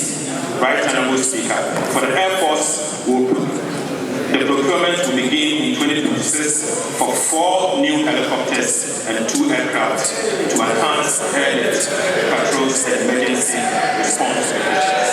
Right Honorable Speaker, let me repeat. Right Honorable Speaker, let me repeat. For the Air Force, procurement will begin immediately in 2026 for 4 new helicopters and 2 aircraft to enhance air patrol and emergency response operations. Mr. Speaker, this route-ruling agenda will transform Ghana's armed forces into a modern, agile, and mission-ready defense force, worthy of our sovereignty and the sacrifice of our heroes. Right Honorable Speaker, the Ghana National Fire Service lacks basic equipment to enable them to function effectively in their duty to ensure public safety and to protect lives and property. Government will retool the Ghana National Fire Service with 100 fire attendants and assorted fire attendants. Mr. Speaker, government will also work with the private sector to bring in high-rise fire equipment. This will improve the effectiveness of Ghana National Fire Service to respond to emergencies. Mr. Speaker, I will take you to water. Access to clean and safe sanitation is more than infrastructure. Indeed, it is a foundation of dignity, public health, and national resilience. Right Honorable Speaker, in 2026, we will intensify our efforts with a bold and practical program to complete e-water treatment assets across the country. Mr. Speaker, we will begin the construction of critical water treatment plants in Damango, Tamale, and Yendi to provide quality drinking water for the rapidly expanding populations in these 3 major cities of our country. Mr. Speaker, sports remain one of Ghana's greatest unifying forces and a powerful drive of youth development, community pride, and national identity. Yet, for far too long, large parts of our country, especially the new created regions, have lacked the facility to nature and showcase talent. Right Honorable Speaker, the Mahama administration is determined to change this. Beginning 2026, government will commence the construction of modern sports stadiums in 3 out of 8 regions without sports stadiums. These new facilities will provide opportunities for young athletes to develop their skills, attract sports tourism, and serve as a training hub for regional and national teams. Beyond football, they will also support athletics, volleyball, boxing, and other disciplines that have long defined Ghana's sporting heritage. Mr. Speaker, we also take this opportunity to acknowledge the resilience and commitment of our Black Stars, whose qualification for the World Cup continues to inspire our nation. Right Honorable Speaker, in 2026, government will rehabilitate the National Theatre in Accra. We will also commence site acquisition and design of a second national theatre in Kumasi. Mr. Speaker, we will establish a film fund to revive the film industry, such as Kumawood and other film associations. Right Honorable Speaker, we will also establish a creative arts fund for the arts, music, fashion, food, and other creative sectors. Right Honorable Speaker, in 2026, government will increase allocation to the District Assembly Home Fund to peoples living with disability from 3% to 5%. Speaker, part of this amount will be used to acquire and distribute rechargeable motorized wheelchairs to people living with disability. Speaker, the distribution will be done the National Council for Persons with Disability. Right, Honorable Speaker, effective governance begins with ethics. That's what we cannot measure, we cannot manage. Mr. Speaker, the budget renews government commitment to building a data-driven economy anchored on accurate, timely, and transparent statistics. Right, Honorable Speaker, in 2026, the Ghana Statistical Service will be rebasing the GDP and CPI to better reflect today's economy. This will sharpen growth and inflation data, strengthen planning, and provide regional GDP estimates to guide local development. The new CPI will give a truer picture of living costs across all regions. The Speaker, now take you to resource allocation, where the resources are going. The Speaker, as we enter 2026, we move from stabilization to acceleration. This budget translates confidence into concrete investments that improves daily lives. The Speaker, including the provision of better roads, schools and hospitals, reliable power, jobs, and targeted support for the economy. Right, Honorable Speaker. What follows are the headline allocations that will drive delivery in 2026 and set the pace for medium term. Mr. Speaker, to unlock round-the-clock productivity, export and decent jobs under the 24-hour economy, we have provided an allocation of 110 million Ghana cedis in 2026 for the implementation of the 24-hour economy program.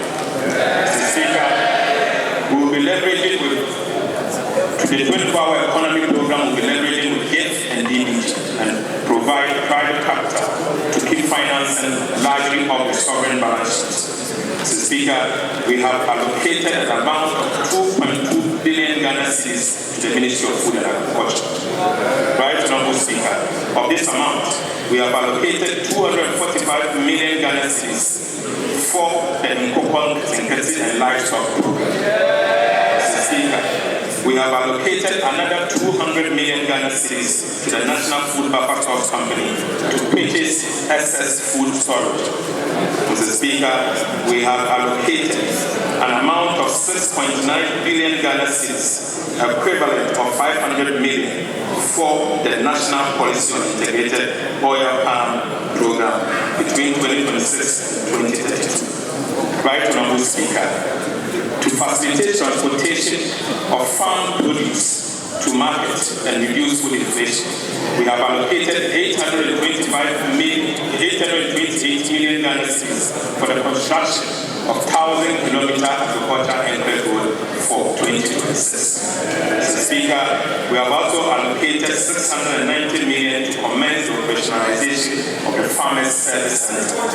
Right, Honorable Speaker, we have allocated 2 billion Ghana cedis for phase 1 of the Rural Electrification Acceleration and Urban Intensification Initiative in 2026 alone. We have also allocated an amount of 15.2 billion Ghana cedis for the energy sector shortfalls. Mr. Speaker, we have allocated an amount of 4.8 billion Ghana cedis to pay down some of the IPP legacy debt as we have negotiated. Mr. Speaker, we have also allocated an amount of 4.3 billion Ghana cedis to the Ministry of Roads and Highways for road construction. In addition to this, Mr. Speaker, we have allocated 3 billion Ghana cedis to the Road Maintenance Trust Fund to construct 10 kilometers each in 166 constituencies in 2026.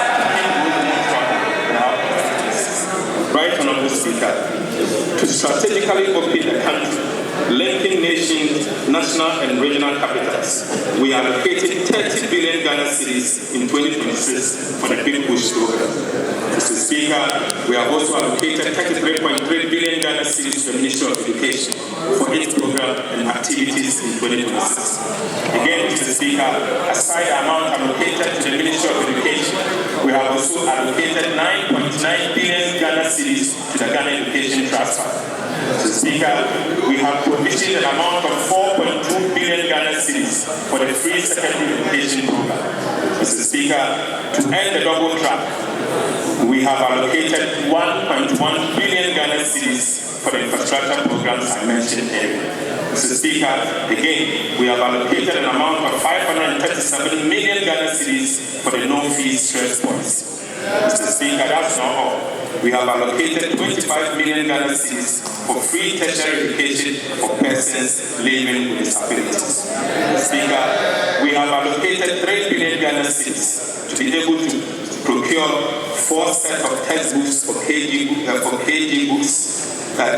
books and workbooks for about 200,000 learners. 4 sets of primary textbooks for 2 million learners.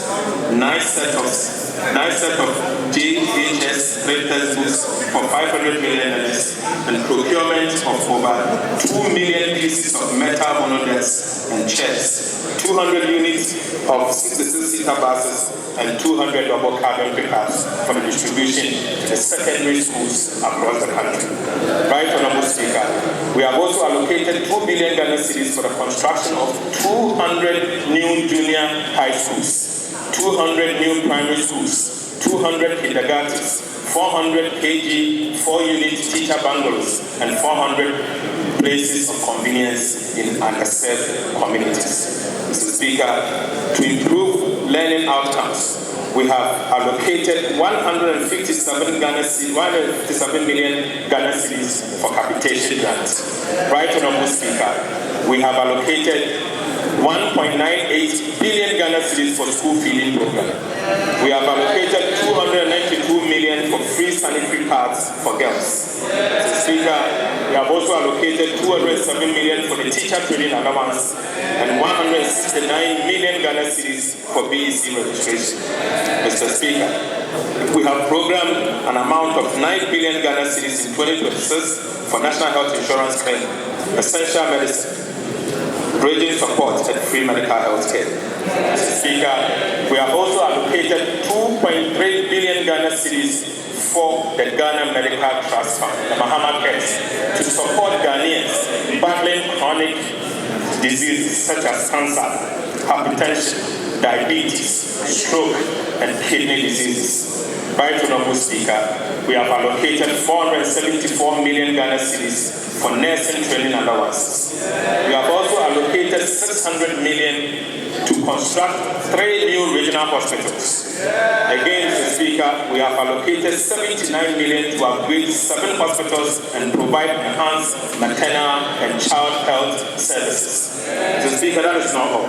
We have allocated 100 million Ghana cedis to complete 10 Agenda 111 hospitals. Mr. Speaker, we have allocated 1.1 billion Ghana cedis for LEAP program to protect the vulnerable. Mr. Speaker, to crowd in finance for women-owned micro, small, medium enterprises, we have provided 401 million Ghana cedis to fully capitalize the Women's Development Bank.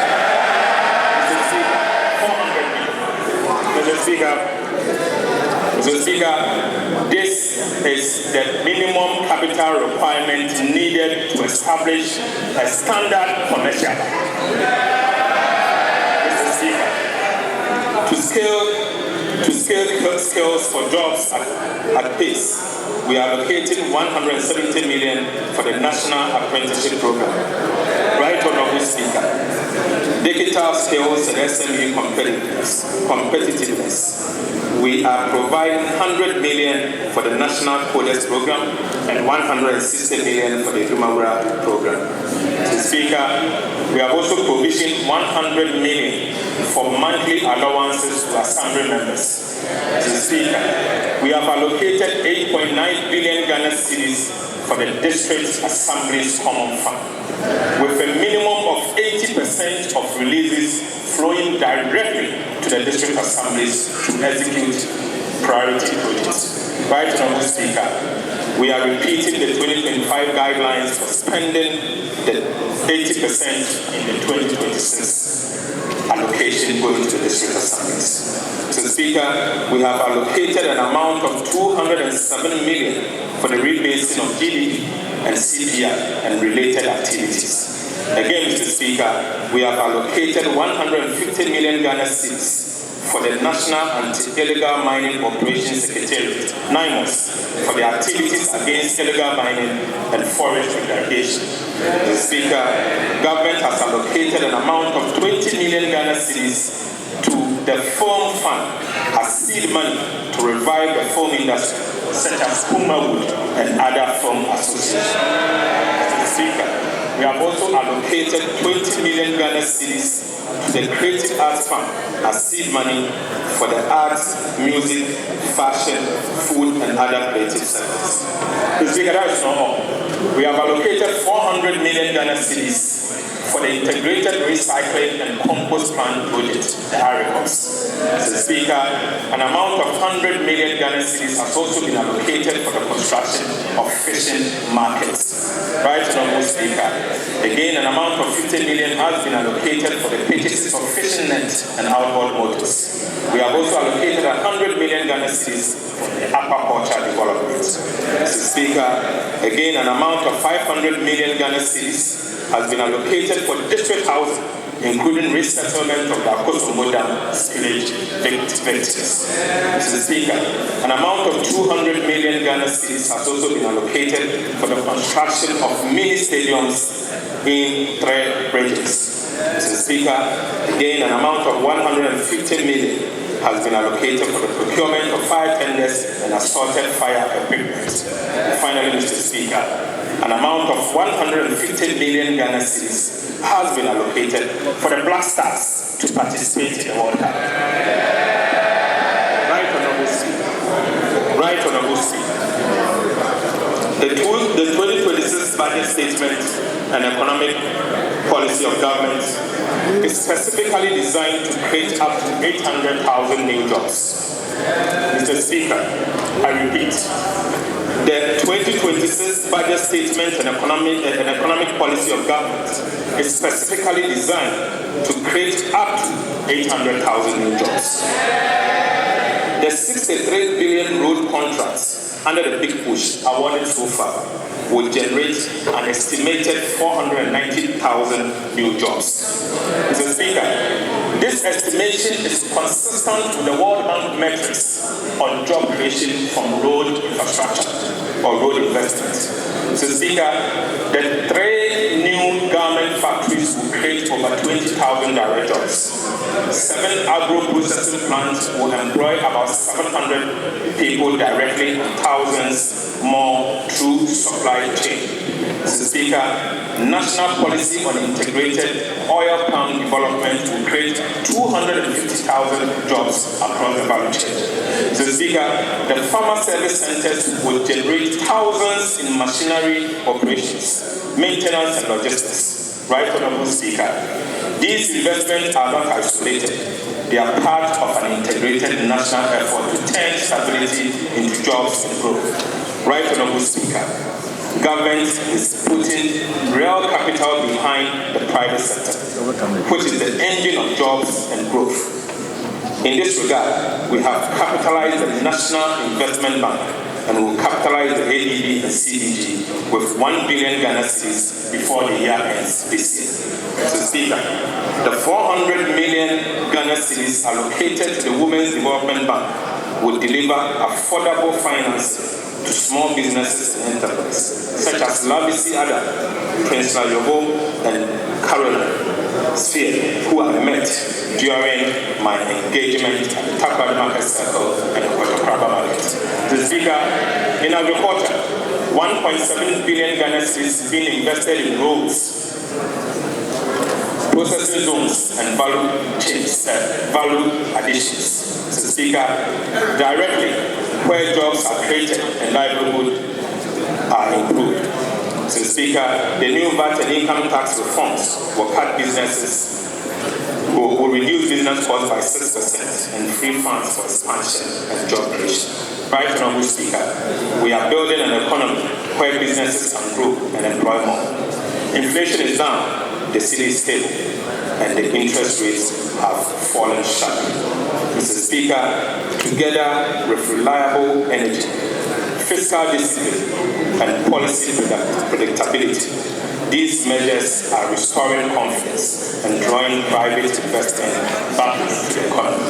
Right, Honorable Speaker, job creation is not a slogan for us, but rather the purpose behind every policy, reform, and investment we make. Mr. Speaker, this is how we build the Ghana we want, a nation that produces, exports, and provides decent, lasting work for every Ghanaian living to contribute to its growth. Mr. Speaker, I now go to conclusion.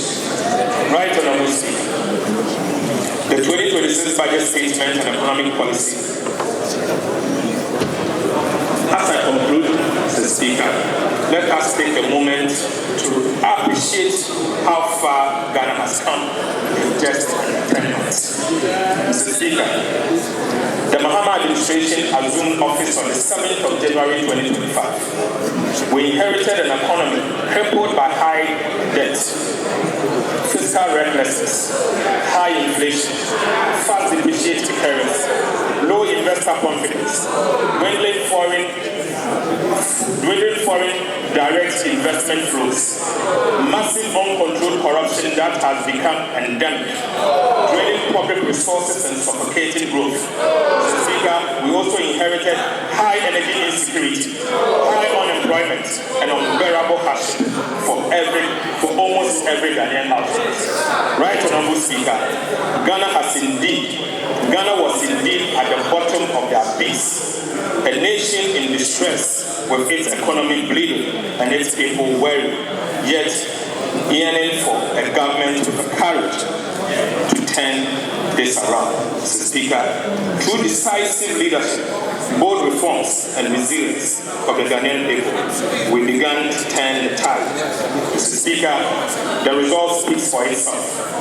In less than a year, we have recorded a strong economic growth, falling inflation, a strong and stable ceiling, improved external buffers, restored fiscal discipline, deepened fiscal reforms, strong and independent fiscal oversight, lower borrowing costs, significant debt reduction, restored investor confidence, expanded social protection, better debt management strategy, massive infrastructure development. Right, Honorable Speaker, this progress is the fruit of sacrifice and discipline. Ghanaians tightened their belts, businesses adapted, and governments paid the cost. Barely a year ago, our economy was uncertain. Today, the cedi in your pocket is stronger. Prices are reducing, and new opportunities are emerging across agriculture, industry, and technology. Mr. Speaker, to our international partners and investors, we say Ghana is back. Strong, credible, and open for business. Right, Honorable Speaker, the story of Ghana is no longer one of crisis, but a recovery and renewal. Mr. Speaker, the reforms we have undertaken are not quick fixes. They are the foundation of resilience, competitiveness, and inclusive economy. Right, Honorable Speaker, the Mahama administration is not just stabilizing the economy, it is rebuilding the nation. Our commitment to fiscal discipline, social equity, and sustainable growth remains firm. Mr. Speaker, we will protect the gains we have made, consolidate stability, and ensure that no Ghanaian is left behind. Right, Honorable Speaker, this budget is more than numbers. It is a message of hope. It tells every Ghanaian child, farmer, teacher, trader, and entrepreneur that their sacrifices matter, that Ghana's recovery is real, and that their government is working tirelessly to build a fairer, prosperous, and self-reliant nation. Mr. Speaker, the storm has passed. The foundation is firm. The horizon is bright. Together, Mr. Speaker, under the visionary leadership of President Mahama, the nation builder, we are building the Ghana we want. a Ghana that works for all, thrives in peace, and stands tall once again as the beacon of Africans renewed. Mr. Speaker, we are indeed resetting for growth, jobs, and economic transformation. Right, Honorable Speaker, I so present.